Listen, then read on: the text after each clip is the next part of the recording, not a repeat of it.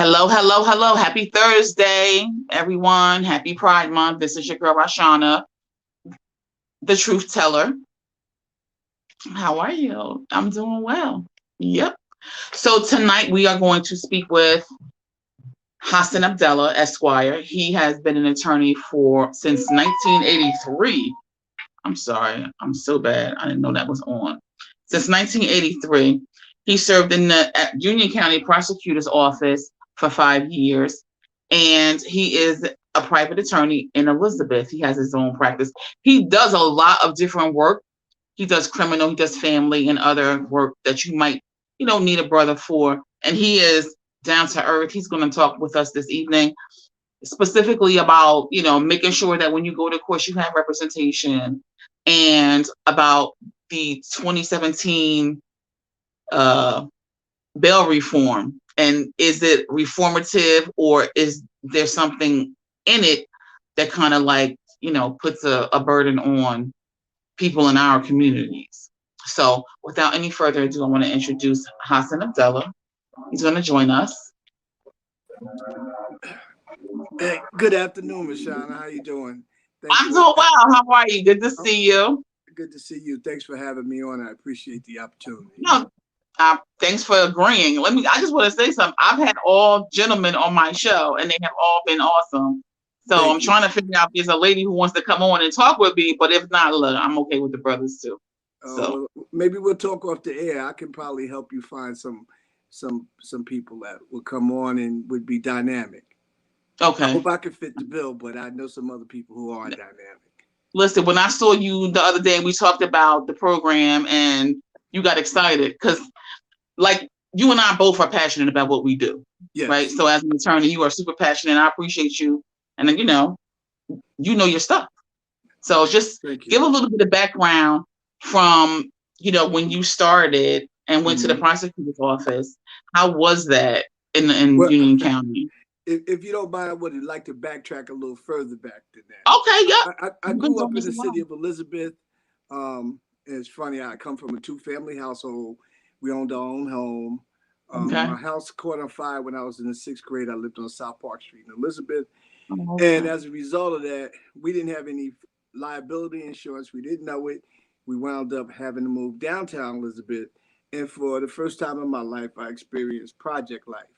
Although Okay. to some degree, I was like a child prodigy in sports, but to some Mm-hmm. degree, I had a project mentality anyway. So we moved downtown Elizabeth, and for the beginning of my life, probably till I was about 14, 15 years old, most of my friends, when I was in the sixth grade, my friends were seniors in high school. And people in my family used to say that I was going to either be in jail or dead by 13. Um, but because I was so good in athletics, when I was in the eighth grade, I went to Grover Cleveland Junior High School. And I like to tell people that was the beginning of what they call a recruitment era. So I'm sitting Okay. in my class. Two things would happen to me at Grover Cleveland. One was uh, a group of us used to go see the school psychologist. And so we, before we would walk in, we would get our script together and we would pretend, and we would play fight and all things. He would think we were serious, but we felt he was writing a book on us. Here are these little minority kids coming in. He's gonna write a book. So we started giving him what he wanted. But Okay. one day I'm sitting in my class. They call me, and this guy is there, Caucasian male, and he asked me would I like to go to Pingree High School. And I was like, Pingree, what's Pingree? I didn't even know what Pingree Mm-hmm. was. I knew it was where it was located, fortunately, because I used to be around Elizabeth, so I knew where it was. So he explained to me Pingree was a private school, and they offered me at that time, and I'm talking about like 1973, $40,000 a year stipend. And Oh wow. that included my transportation, it included a monthly stipend for clothes, Mm-hmm. everything. And I was like, nah, I don't want to go there. So they set up a meeting with myself and my parents. My parents came, they talked about it. My father asked me what I want to do. I told him I didn't want to go. He asked me why. I said, because I want to go to Thomas Jefferson High School and I want to wear Okay. number 24 and I want to play football for Thomas Jefferson. Mhm. So my father did challenge me on it. He said, you don't want to go. So I'd never forget this. The guy said to my father, well, you don't know what kind of mistake you're making, blah, blah, blah, blah, blah. And my father said to the guy, listen, I know my son. My son's going to be okay. If you don't want to go, my son makes good decisions. You don't have to go. So when it was over, my father asked me, you know, that was a great opportunity for your education. So I said to my dad, I said, you taught me that nobody was smarter than me, that I could achieve anything I want. I could go to Thomas Jefferson High School, get the same good grades, and go on to college. And that's what I intend to do. I don't want to go to Pingree. Mhm. So, make a long story short, I went to Thomas Jefferson. I graduated. I then went to Bucknell University. I Now, played okay. football at Bucknell for 4 years. I started at 4 years. I'm in the Hall of Fame at Bucknell. I went from there. I went Mhm. to Seton Hall Law School, graduated Seton Hall Law School, and I started out in the prosecutor's office. I had taken a bar exam. It was in August. And so September rolls around. So I'm waiting for the results of the bar. I'm kind of like laying in the bed in the projects. And my mother came in and like, why are you in the bed? I'm like, I got nothing to do. She said, you got to get up out of here. You got to go do something. You can't lay around. You better go get a job. Mhm. And for whatever reason, I went up to the Union County Prosecutor's office, never wanting to be a prosecutor. Although when I was in law school, I worked in a clinic. And one day, what happened is the Essex County Prosecutor's office had a woman who ran it at the time. Her name was Mary Ann Kronheim. And Okay. because I was so effective in the clinic, she put out a memo that said, anytime I appeared in court, no other student could appear. It had to be an Essex County prosecutor. So Wow. Okay. prosecutors start showing up, and one day I walk out, and I don't know if you know the name Herb Tate. Herb No. Tate used to be the prosecutor of Essex County. At that Okay. time, he was an assistant prosecutor, and he was sitting outside with a guy named Mike White. Mike White was like his trial supervisor. And so when I walked out, they go, "Oh, are you Hassen?" I'm like, "Yeah." They said, "Oh, we heard a lot about you, blah blah blah blah blah. Why don't you think about coming to the Essex County Prosecutor's office or going to a prosecutor's office?" I was like, "Nah, I don't want to put any brothers in jails. I'm not going to do that." And they said to me something that rang true in the future. Said, "Brother, you could do a lot more from this job than you can from the defense side." And I just Okay. said, we'll see. So I go to the prosecutor's office and I asked, is there any jobs? At the time, there was a woman who worked in the reception area. Her name was Edie. And she was a very nice woman. Me and her talked before I went in. And John Stamler was the prosecutor. And the irony was, at that time, I didn't realize that John Stamler was a football ref. And Okay. in fact, I had pictures of me running the ball with John Stamler, like running on the side, making sure there was no penalties. But I didn't know who John Stamler was. So I went in Mhm. for my interview. When I came out, she said to me, "You're going to get this job." So I started laughing. In the back of my mind, I was like, I really don't want the job, but I'm just got to tell my mother something. So I left, and they called me back about 2 weeks later, and they said, "Well, we don't have a job here for you as an assistant prosecutor because you haven't gotten your license, but we can sign you up as what's called a prosecutor's agent. And Okay. your job is good from October 5th to December 31st, and then you're on your own." Okay. I knew that would make my mother happy, so I said, okay, I'm doing something, get to meet some people. So I went up, I started doing the job, I passed the bar, and after December 31st, they asked me could I stay on a little longer, and I wound up getting sworn in February 15th, 1989. And I Okay. stayed for 5 years. I worked in juvenile, I worked in appellate, I worked in the trial section, and the last part of my tenure, I was in narcotics. I was on what they call a narcotic strike force. Mhm. And at the same time, when I was on the trial team and when I was on the strike force, I was also trying homicide cases. Um, and the funny part about it is when I first started at the prosecutor's office, the old county jail was right across the street. And so when I started coming in the morning, especially in the summertime, when the inmates would look out the window, they would yell out, "Yo, Hassen, what's going on? Salam alaikum, Hassen." And I would wave Mm-hmm. back, and we would, some of them would, I knew, so we would be talking, and people used to look at me like, what the hell's going on, right? And so one day Right. someone said to me, "What, you know everybody up there?" And I said to the person, "If not for the mercy of Allah, there go I." Because a lot of Yeah. these people, I did the same things that they did. I just didn't get caught. You know what I'm Right. saying? So, Right. um, my time at the prosecutor's office, I really enjoyed the people. I enjoyed the experience. I learned a Mm-hmm. lot, especially how to be a professional and how to be a prosecutor.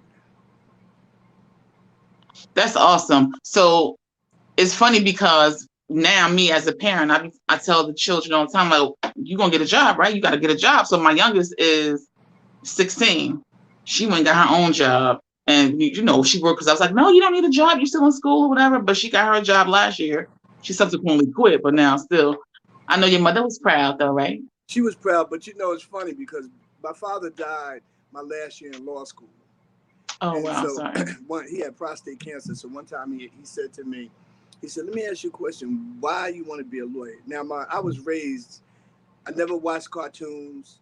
I never had Mm-hmm. toys. The toys I had were doctor's kits, and my mother used to take me to her lawyer's office. She had two lawyers. One was named Harry Cole, and one was named Harry Wolf. And they Okay. used to let me play in their office. So I was kind of like, it was ingrained in my mind I was going to be a lawyer.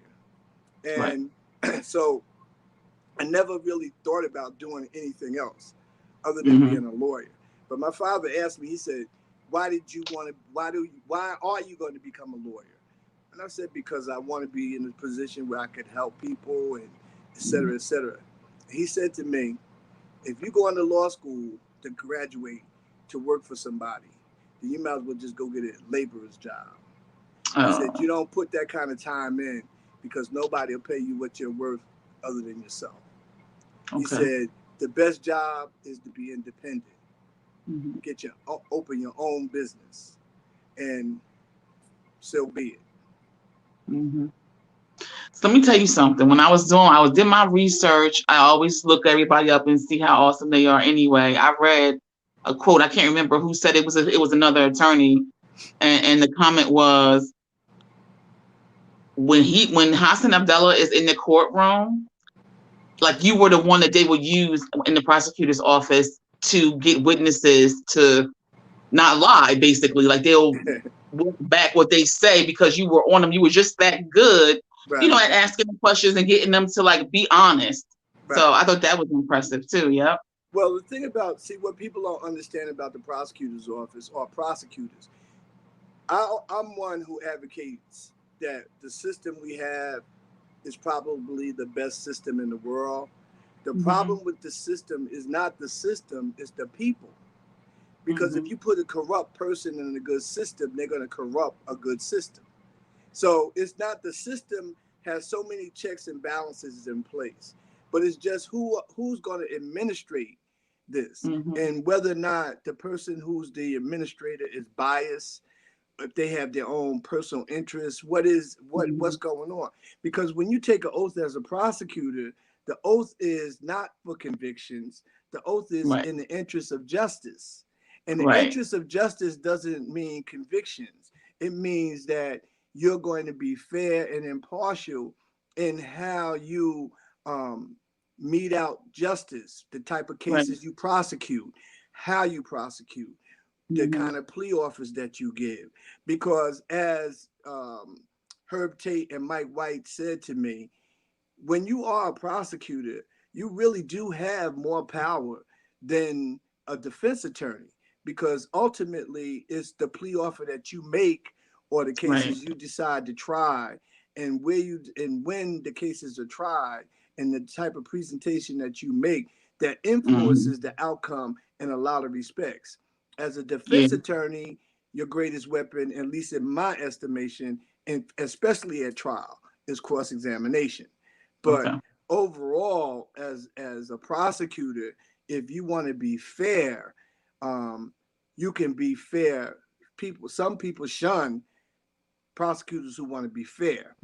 But I Mm-hmm. took the attitude that I wasn't there just to put people who look like me in jail, that I was Right. going to try to do what was right, regardless, because as my father said, at the end of the day, I was still going to be a lawyer. So if Yep. they decided to terminate me because I was trying to be fair, I could walk away with my head held high Yeah. because I was trying to be fair. And I like to say, not to pat myself on the back, but there were many times that people came into the courtroom and they would be like, "Where's that Muslim prosecutor? That's who I want to have my case." Because I had a reputation for being fair, but I Fair. also had a reputation as being a very good trial attorney. So people knew Right. that if you went to trial, I wasn't trying to lose. I guess the sports Mm-hmm. in me came out because I was very competitive in terms of I wanted to win cases, but I wouldn't try to win at all costs. I Right. always tried to be fair and I never withheld evidence. And where I thought that maybe there was some malfeasance on part of the police or anybody, if I could do anything to rectify that, I would try. Mm-hmm. So let's talk about when you talk about being fair and who's going to administrate and all like that. Let's talk about the bail reform. And I understand the intention, right? The Right. intention is supposed to be, you everybody needs to go to jail. So it depends on the offense. So, but just elaborate a little bit more about, how it was intended and then how it subsequently is working or not. Well, prior to the bail reform of 2017, you could put up what they call there were what they call monetary bails. So Mm-hmm. what would happen is a person got arrested, then they got charged with a crime. A judge would set a monetary bail. That monetary bail could also include, like, if you couldn't actually afford the amount, you at times you could put up collateral. It could be property. It could be, most of the time it would have to be real. Collateral would be real estate. But what Mm-hmm. happened, and that was part of the New Jersey Constitution. So what happened is on the ballot, I forgot the year, it might have been 2015, 16. On the ballot, they put a referendum on to change the bail system. And the Mm-hmm. argument was that there were too many people sitting in jail who were poor because they couldn't afford to post monetary bails. Mm-hmm. And that this way the system would be fair. And I think what happened, well, I know what happened was there were times when judges were setting bails that were very high, and people would go on to bail bondsmen. Say a judge set a bail at $300,000, they would go to a bail bondsman. Usually, a bail bondsman puts up 10%, but they would go to a bail bondsman and say give them $3,000, and then sign a note for the other $20,000, $30,000. The bail bondsman would then go bail the person out. When the person got out down the road, if they couldn't afford to pay that bail bondsman back, the bail would be forfeited, or the bail bondsman would then file a civil lawsuit. So what started happening is the court started getting filled with all these civil lawsuits Mm-hmm. from bail bondsmen. And second, prosecutors started getting frustrated because people who they perceived as being very serious criminals, high risk felons, were getting out because these bail bondsmen were basically circumventing the system. Okay. So what people also need to understand is at that time we had what was called bail guidelines. So a bail guideline is like instructive. It tells you, like, if a person is charged in New Jersey, crimes go first, second, third, fourth degree. So say it Mm-hmm. says if a person is charged with a first degree crime and it's their first offense, and say it's homicide, the bail should be between X and Y. I'm going to Mm-hmm. use mythical numbers for it. For example, $75,000 to $150,000. Okay. So the bail guidelines kind of control how bails were set. When those bails were set, you could put up, there were two ways you could do it. You could put up 10% cash alternative.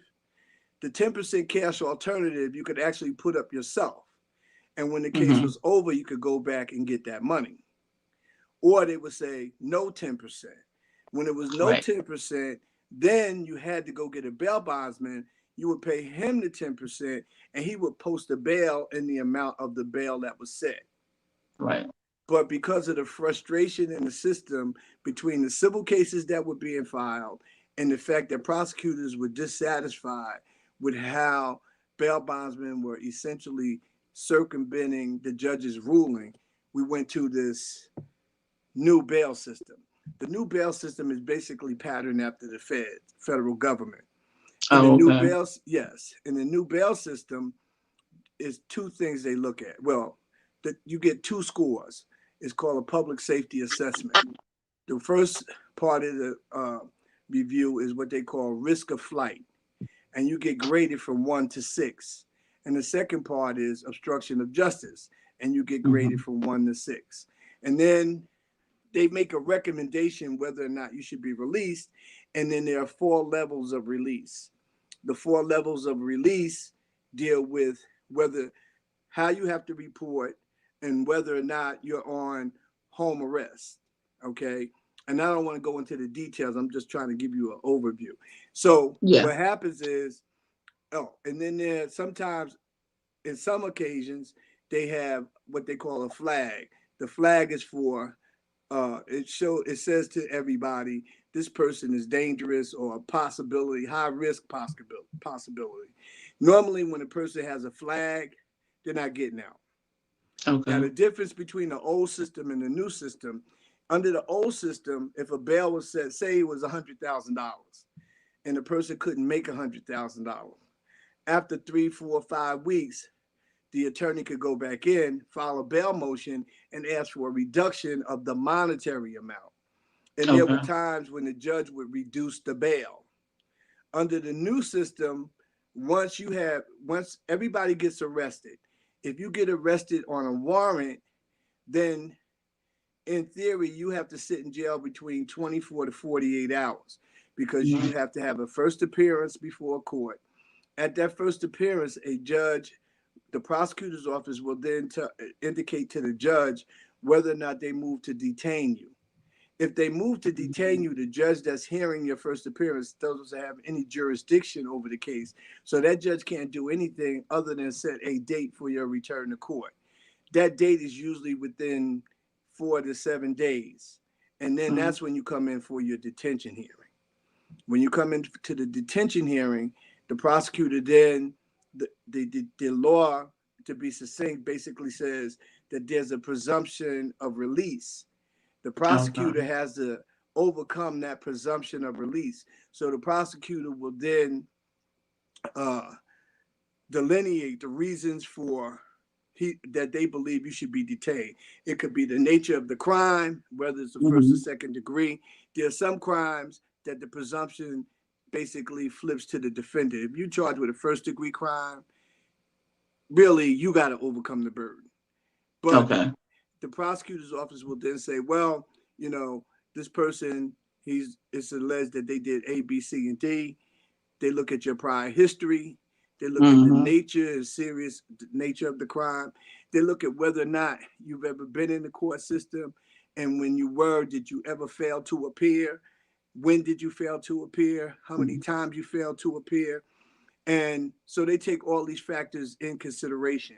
And then they score you from 1 to 6. 1 is the lowest, Mm-hmm. 6 is the highest. So I've had people who have gotten out was a 5.5, very few, but a few who got out who was a 6.6. And I've also had people who were detained that were 1.1s. And most of them were people who were charged with domestic violence offenses. Once you So, but once that's you get not, is that considered a felony though, a DV? well, what happens is a DV is quasi criminal. So what Okay. happens is when a person is charged with domestic violence, there is also a companion charge, normally of aggravated assault, which is the felony. Mm. So is that helpful or hurtful? Like, how does that, you know what I mean? Like, I'm trying to understand. Well, So, as far as I'm concerned, I don't think they needed to amend the Constitution to change the Mm-hmm. bail laws. I think all they had to do was just change the bail guidelines. If you Right. wanted to, if your concern and your focus was on poor people who couldn't make bail, then what they should have done is a lot what they're doing now is if a person gets arrested on a summons, then they have a date to return to court, and they Mm-hmm. didn't have to post money. And if they got charged with what I would call cases where there's a presumption of non-incarceration, which are usually third and fourth degree crimes, then Mm-hmm. again, the bail range for that should have been like 5,000 to 10,000 to 15,000. Okay. I mean, I'm just giving you an idea, hypothetical idea how it could have been changed without actually changing, because it's a The total Constitution. system overhaul Right. from 2017 and what was in effect preceding 2017. So to Mm-hmm. me, it could have been done a lot different, and you could have still achieved the same legislative intent.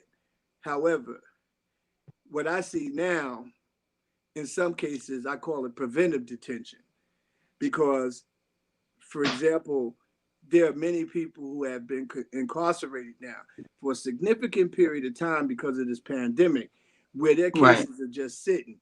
See, this new bail law is really called a speedy trial act because part of it is also that a person would have to go to trial within 180 days. Okay. I had And heard that. I was going to ask yeah. about that. And then they have other mechanisms in there. If you file motions, then it goes under what they call excludable time. Depends on how complex the case was and all of that. But the real point is, to me, when there have been a significant amount of people who have sat, because, for almost 4 or 5 months, basically courts were closed.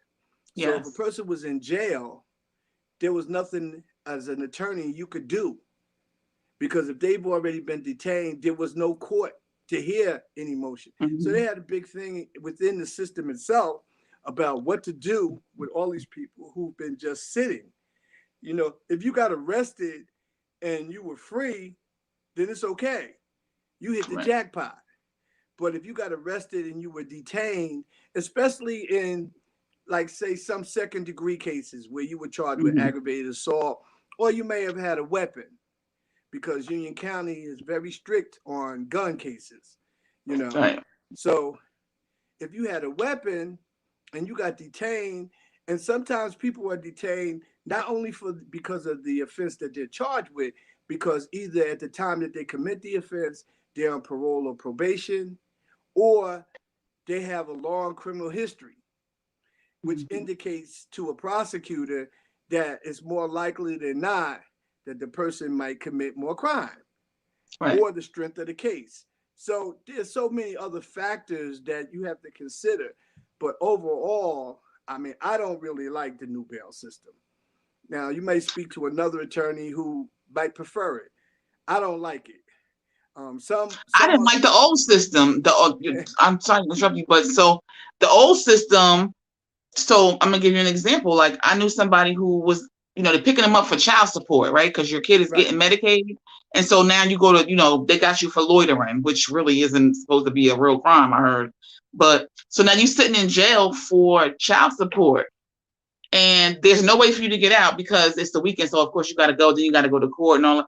And then apparently they reduced the amount that you owe by the number of days you stay in jail or something like that. Well, they I gave didn't like you, that system. what happened is, in the old days, if you usually that would be a person that was arrested for arrearages, meaning they had a child support order to pay, say, $10 a week, and they got Mm. behind in it to a certain level, and so I guess the residential parents started complaining, so they went for enforcement, and they put a child support warrant out on you. You get arrested, Mm. and then what would happen is, as attorneys, we would always ask our clients, okay, so you owe $100. Do you have 10% of $100 to put up? If you got 10%, judges would generally let you go. I can honestly say I saw very few judges who went out of their way to keep people in jail on child support warrants. They kind of Mm-hmm. bent over backwards to release people, because you can't punish a person for being, well, you shouldn't punish a person for being poor. In Right. some cases, the question is, were you punishing them for being poor or were you punishing them for being neglectful? But in Right. either event, judges were reluctant to just keep people lingering in jail for child support issues or payments. In Mm-hmm. fact, one of the reasons also was because they had more serious crimes to deal with, and you don't want to overcrowd the jail with people in there for child support and not Right. have room for people who committing homicides and armed robberies. I mean, it's Right. just some Right. practical. Is there some practical considerations also for judges in those circumstances? So I don't Right. think under the old system, to me, that wasn't really an issue. Now it's an issue now because under the new system, again, when you get arrested, then you may have to have a detention hearing. Now, Right. again, under the new system, in my experience, I haven't found judges eager to keep you in jail when it was a child support issue. However, if it's domestic violence, Yeah. you got a 50-50 shot, and where it's not clear because you could go to one judge with the same set of facts, a guy get released, and another judge, same set of facts, and the person get detained.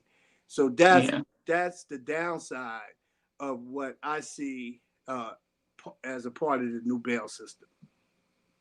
I have a problem with that too, and I know somebody who had an issue.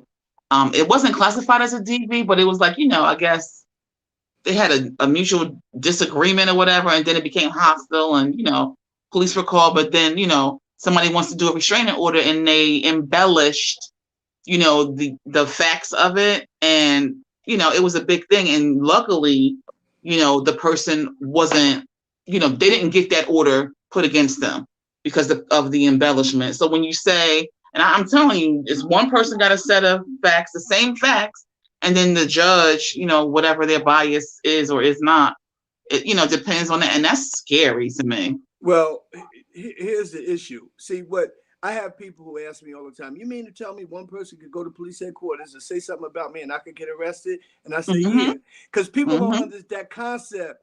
It's hard for people to perceive that I could just walk into the police station and say, Rashana smacked me in my face, caused me to have A, B, C, and D, and they take my complaint, and Yeah. you don't know anything about it, and it doesn't have to necessarily be true, and you get arrested. Yes. Now, I could say, in my experience, I don't see a whole lot of people just walking in police stations making things up. But Mm-hmm. what happens is, anytime you call the police to your house on a domestic violence issue, if they Mm-hmm. see any signs of a conflict or bruising or whatever, Right. if you get the wrong set of police who come to your house, somebody's getting locked up.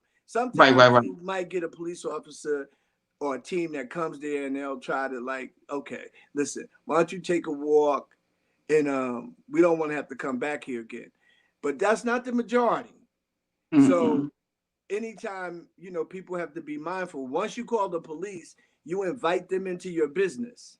That's right. And when you invite them into your business, they are police officers. So things you think that are innocuous that you don't pay attention to, they may, Mm-hmm. because the first thing they do when they walk in your house, they'll say it's for safety, and it might be, but they start looking around and they're looking to see what contraband is in your house. They're Yep. looking to see if there are other crimes going on inside your house. So you have to be very careful. And then you say, well, they ain't have no search warrant, but they didn't need one because you invited You them in. invited them. Yes. You know. Absolutely. And I think that's why it's really, really important. I know in Linden we have the crisis intervention team.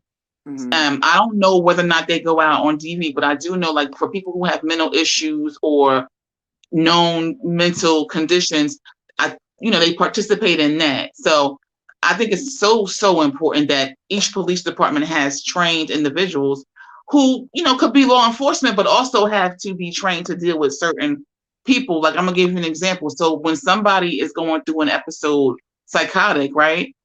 When you pull up, when the cops pull up, it's not the crisis intervention team, it's just a regular police.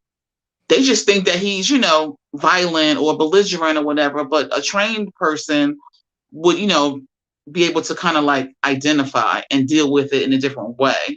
See, It's so important. I think sometimes it's unfair to police officers because we Mm-hmm. put we give them a lot of responsibility. Yes. We give them a lot of sometimes it's unfair because you take a kid just graduated the academy, might be 21, 22 years old. He hasn't even had enough life experience. And you send him to a scene, he may not be able to distinguish when a person is having a mental health issue Right. versus they're just belligerent. I could give you a short Mm-hmm. story. So I'm in my office one day, and a friend of mine is a diabetic. Right.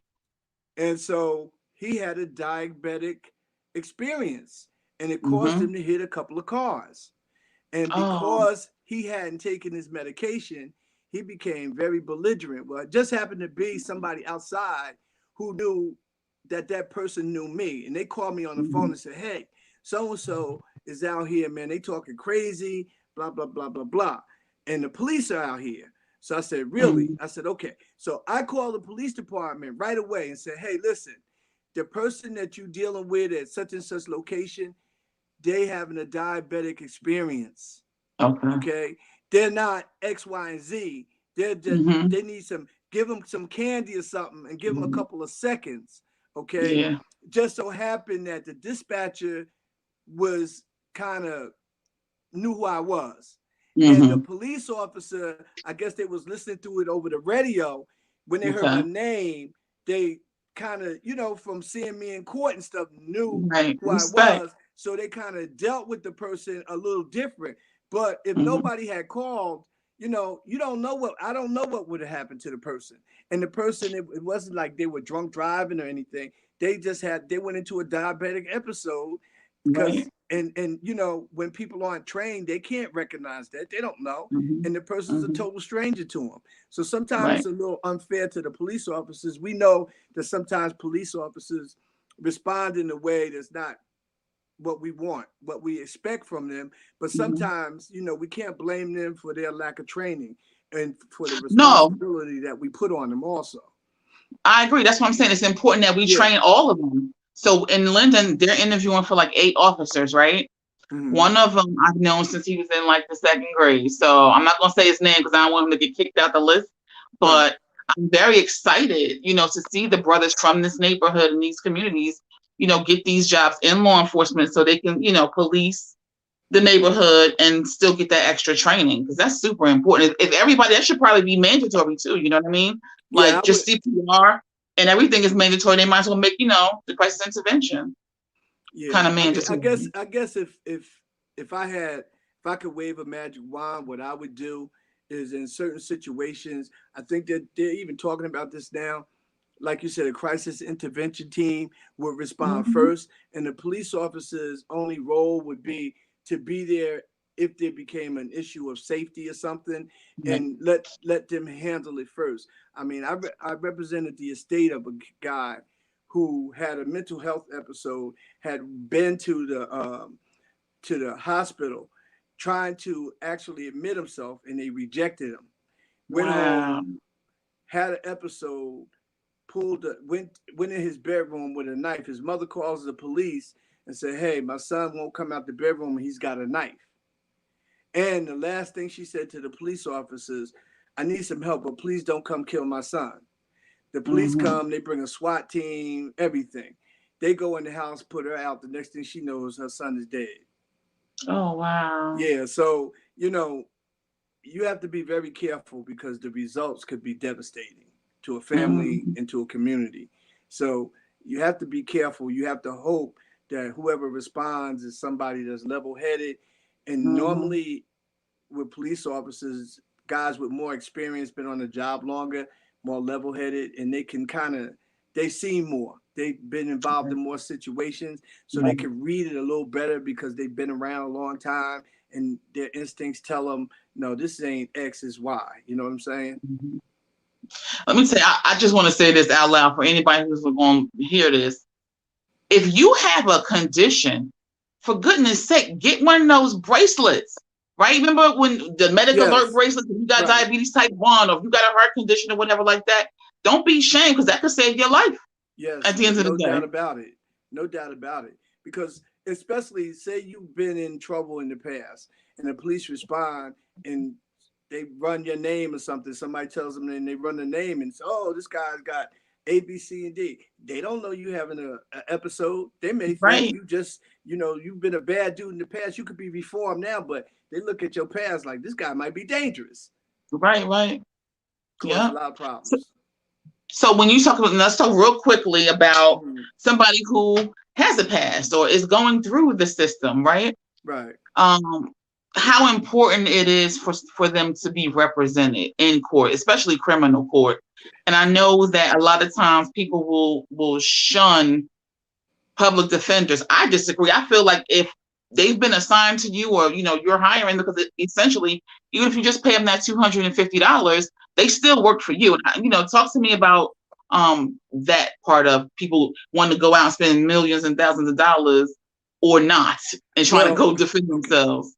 first of all, under the Constitution, under certain cases where your liberty is at stake, you have a right to an attorney. The Mm-hmm. public defender's office are qualified lawyers. Why are they qualified? Because they've Mm-hmm. been to law school, they've taken a bar, and now they're practicing law. So they're qualified just like a private attorney. Right. Some people use a pejorative and call them public pretenders. Look, Mm-hmm. you have private attorneys who are not great, and you have public defenders who are not great. You have lawyers just generally, some are good, some are great, some are bad, some are so so. So you have a lot of public defenders who are hard working, great attorneys, but for whatever reason, they feel like they're doing community service and they're giving back by working for the public defender's office, or maybe they just not. They don't feel that they can go out and run their own private law firm, or they want to work for a law firm. It could be a benefits issue, for whatever Okay. reason. It really doesn't have anything to do with their skills. Now, Mm-hmm. unfortunately, if you have one representing you and the skill level is not that good, you may be stuck, or you could go to whoever's the region supervisor of that office and ask, see if it's possible that somebody else could do it. But the public defender's office also have what they call conflict attorneys or pool attorneys. Mm-hmm. Pool attorneys are private attorneys who take work from the public defender's office. And sometimes the public defender's office pool out cases, meaning they've called, like, if you want to take pool cases, you have to get on a list. Okay. They've called me in the past to get on the list. I personally don't want to get on the list, but every now and then they'll call me and they'll say, "Hey, we got this case. We know you're not on the list, but this is something that we think you might be interested in." Blah blah blah blah blah. So what happens is a lot of pool attorneys are private attorneys who are good attorneys. So you Mm-hmm. could get assigned a pool attorney either because there's a conflict with the public, like say two people get arrested. The public defender's office could only represent one. So what they'll do is they'll send the case, they call it pool. They'll send the case to Okay. the pool of private attorneys. One of the persons in that pool, and that person will then represent them, and the state will pay that attorney for the representation of that client. Okay, they call them pool attorneys or conflict attorneys. But again, you know, a public defender should not be degraded because he works for the state or he or she works for the state. You should judge Mm-hmm. them by the same criteria you would judge your private attorney. Just because a person, I know many private attorneys who pay big money to, I would never hire to represent me. Okay, and I know many public defenders who work for the state that if I got in trouble, I would consider them representing me. So it Okay. depends on where you at, who's assigned to your case. Private attorneys could have a heavy workload, just like a public defender could have a heavy workload. So the biggest thing about the public defenders probably is because of the workload, because many people, they apply for a public defender when they first get in, and then when the case gets to a certain level, then they say, oh well, I don't want to stay with the public defender, I want to get a private attorney. But Mm-hmm. just to disparage public defenders and their public service would be unfair because a lot of them are Mm-hmm. very good attorneys. No, I agree. That's something I wanted you to say out loud so people could be Mm, clear. right. Don't run around acting like you better than a public defender, because they are licensed attorneys. Like, just you have to work with them, so And they not can just work for that, you. if you don't have the economics or the monetary stability to hire a private attorney, you probably better off with a public defender, because Mm-hmm. what happens is, you know, you it's like shopping for a car.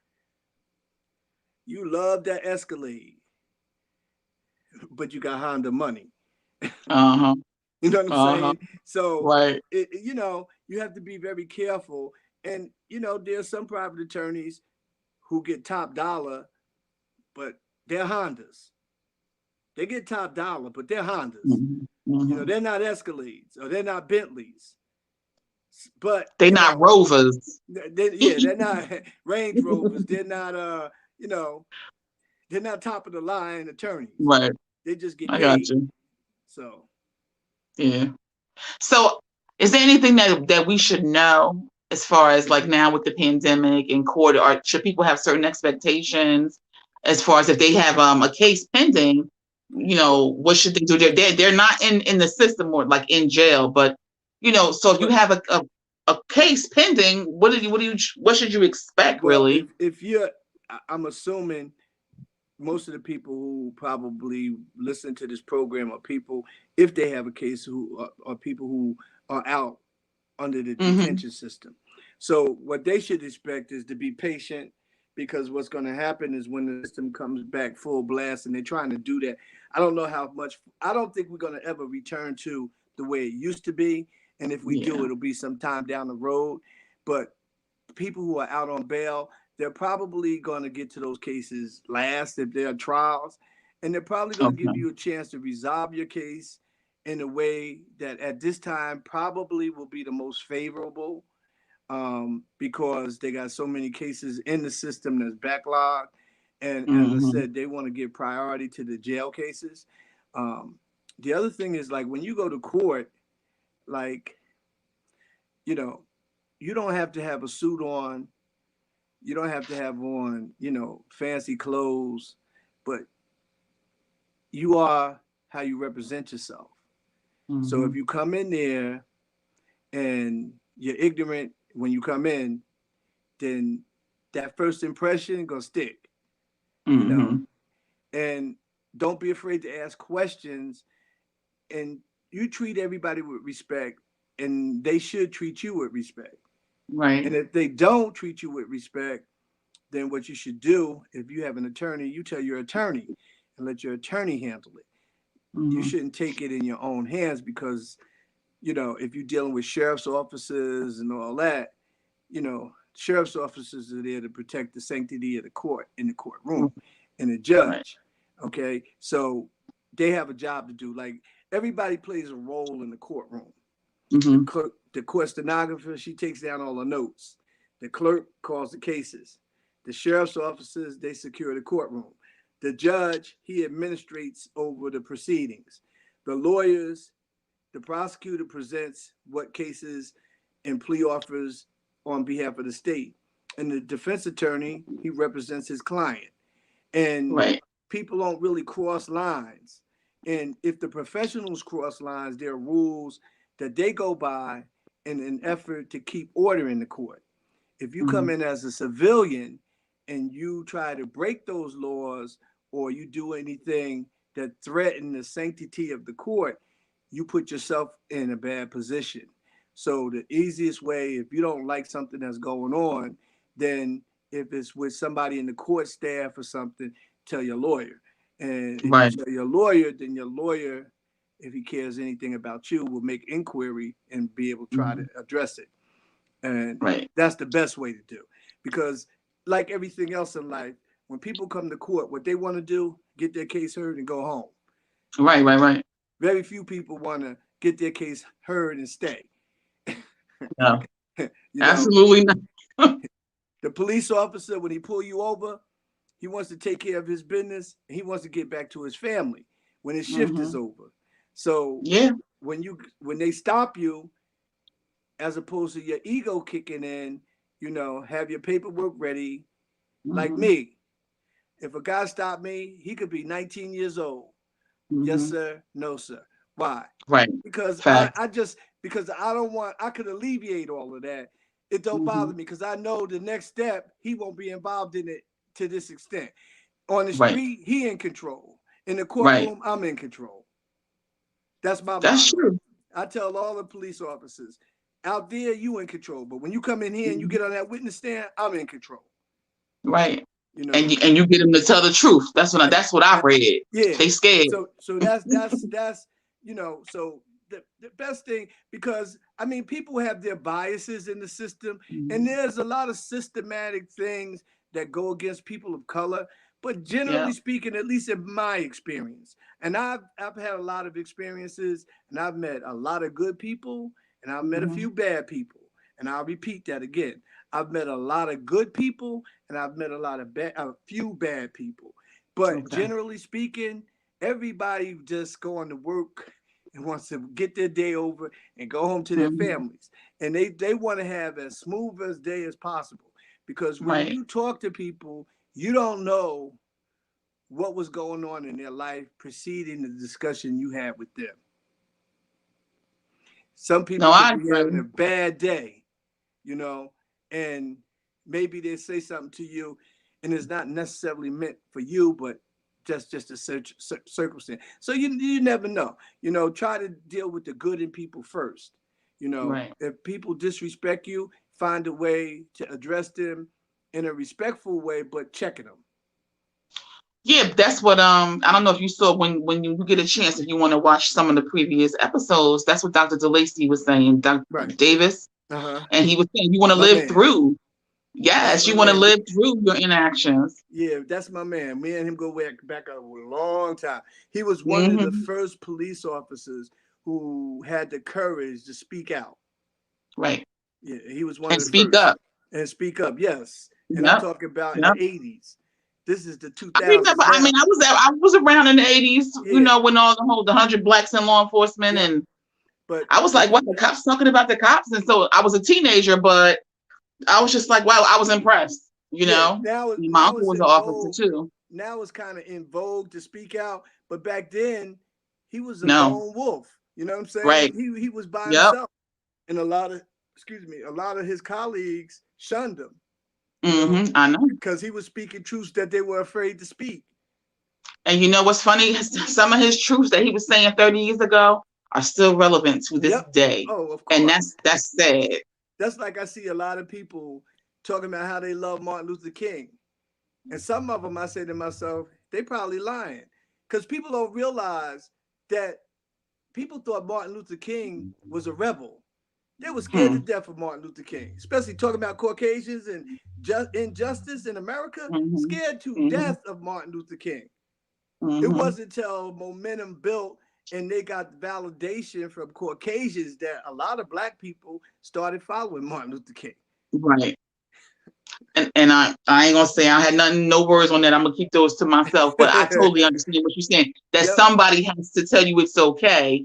You know what I mean? And it should be just us working together, you know, for the benefit of all of us. And that's part of the reason why I'm doing the real talks, because some stuff people just don't understand. You got to tell them, like, not spoon feed them, but say, did you know? Like, you know, even like everything. I think people make this mistake. See, justice, injustice, right, wrong, don't have nothing to do with the color of your skin. It got to do with your principles and your character as a person. Everybody got good, everybody got bad. It's what is it that you let permeate your manifest the most? You know what I'm saying? So we can't attribute all good to one race or all bad to another race. You know, everybody, every race, every ethnic group got good people and bad people. And I like to think that inherently, most people want to be good people. Some people want to be good people, just don't know how. Right. You know what I'm saying? But yeah, I do. When we attribute everything to a person's skin color, we make a big mistake. We need to look at what people do. Like they say, action speaks louder than words. Like I tell people all the time when they say to me, like 3 people have approached me about coming back into the prosecutor's office. Or when I talk to people about the prosecutor's office, they say certain things to me. And I tell them all, here's how I measure you. If I don't see nobody's name on that letterhead that look like me, I have a question. Because there's so many people who look like me who could do this job but why aren't they on a letterhead? Right. Hiring them to be staff is one thing, Mm-hmm. but Right. putting them in a decision-making capacity is something totally different. You see? Well, I Because, attribute all that to politics myself. well, that is, but same thing. Mm-hmm. Same thing, because when you're appointing people and you're making certain deals, okay, if this person's going to get that position, he's going to take A, B, C, and D with him. Then Mm-hmm. if you say that what you say you are, then I don't understand why you can't find somebody who look like me to put on that Right. letterhead. Right. Well, Simple. all I know is our district, well, our judiciary chair for New Jersey is our senator's secretary. No, and I think Murphy is recommending like 10 judges, all from South Jersey. Ain't nobody from up here that he's even looking at, and I'm concerned about that. So, would you ever consider a judgeship though, Hassen? I've been through that already. I'm not, nah. No. But I do know somebody, African American sister, female, who is being considered for a judgeship in Union County. Now, whether they moved that person or not through the Judiciary Committee, I'm not aware of the status of that person. But I do know that person is in the process or either been submitted. Because I got a call on the person. Someone called me from the Judiciary Committee asking me questions about that person. So I do know that. Now, when it's going to take place, I mean, you could be in that process.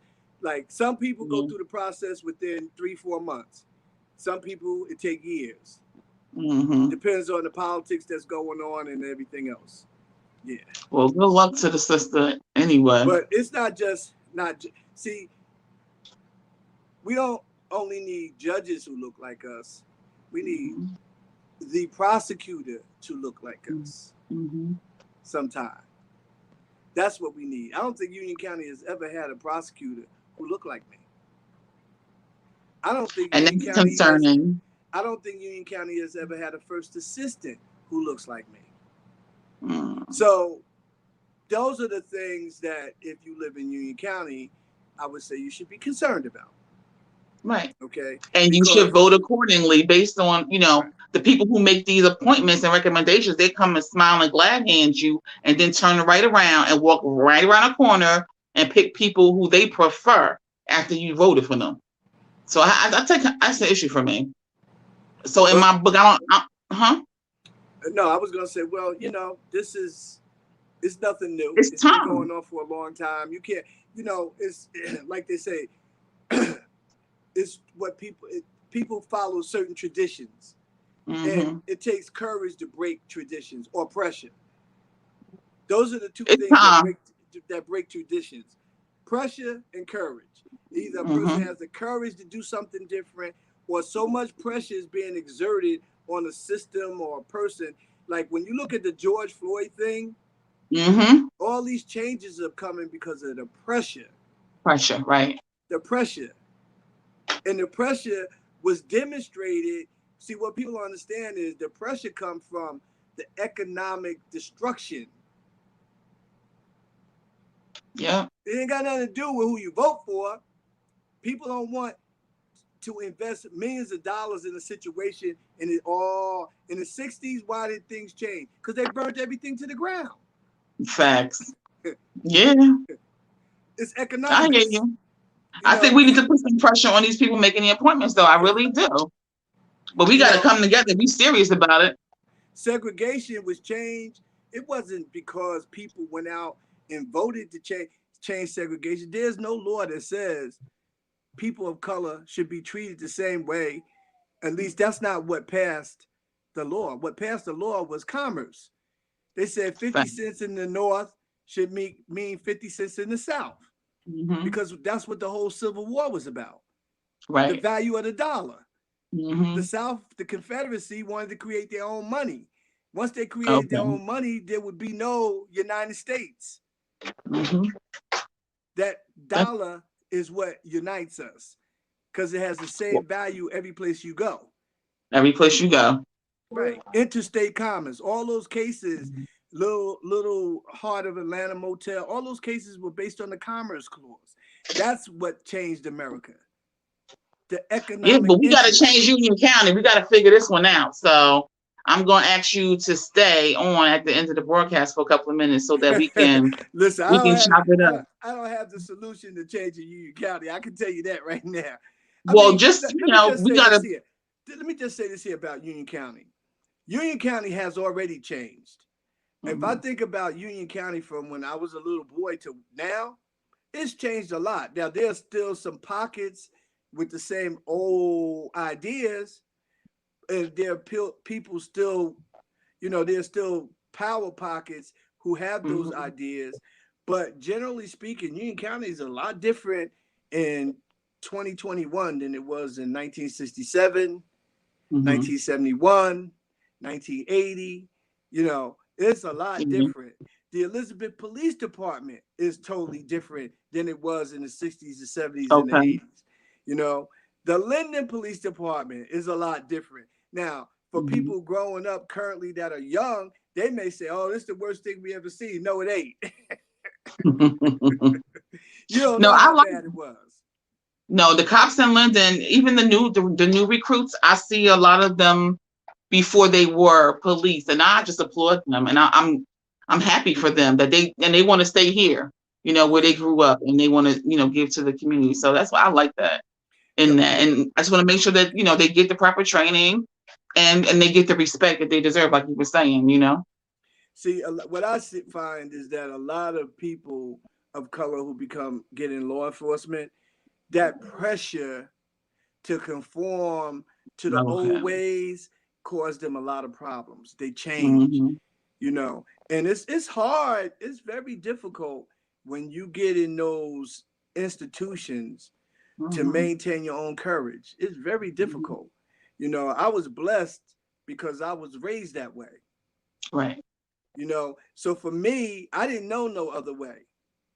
But a lot of people are not raised like that. What do I mean by that? Like, my parents raised me like I could question.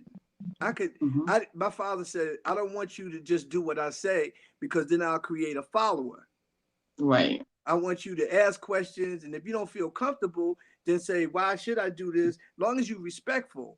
See, a lot of people not like that. They don't like when young people question, or have an opinion. Right. My especially kids know they got to ask it the right way. Right. But I don't want them to be fun. Yeah, it's like a certain way that you come about it, because I want them to talk to me and not go talk to somebody else and put my business in the street. So I'm here first. I'm your first line of defense. Yeah. And then your siblings too. Yeah. But see, so a So lot of I times, appreciate you. With our young people, especially the males, a lot of them are in the situation that they're in because their households teach them to be followers as opposed to be leaders. Right. So sometimes you have to let young men make decisions for themselves, little decisions that may not be the greatest decision, but it won't be life changing. That's how you learn how to use judgment. You don't let kids make decisions. They don't learn how to use their own judgment, so they follow. Right. Well, I got a whole house full of leaders, and I'm so proud of them. And Ashley, Bilal, Charlie, and Cece, all my leaders. Yes. Yep. And I'm gonna pat myself on the back for that one too. I don't blame you. Nothing wrong with that. Ain't nothing wrong with that. I appreciate you coming along. Post the information again, Cece, for Mr. Abdellah. If anybody wanted to get in contact with him, we want you to talk and encourage some young folks to pursue law, though. I know that they do, some career days, and maybe we could do something like a virtual talk and let them ask you questions about the process, because now we're getting into different industries and we need some more attorneys. I would just say this. If you have the discipline, becoming a lawyer is easy. Most people will tell you it's hard. What's hard is that you got to just put the time in.